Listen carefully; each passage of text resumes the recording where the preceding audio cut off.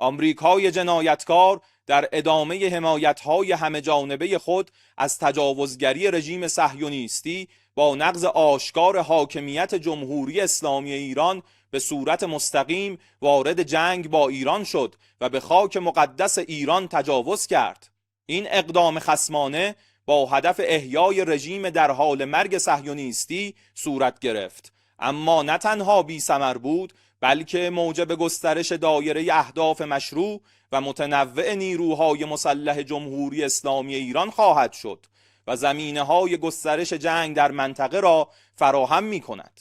به شما اطمینان می‌دهیم که با این تجاوز عقربه‌های ساعت به سود شما نخواهد چرخید.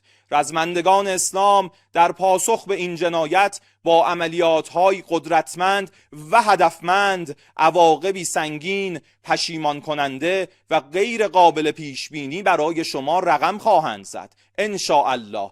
Gambler Trump, you can start this war, but we will be the ones who end it.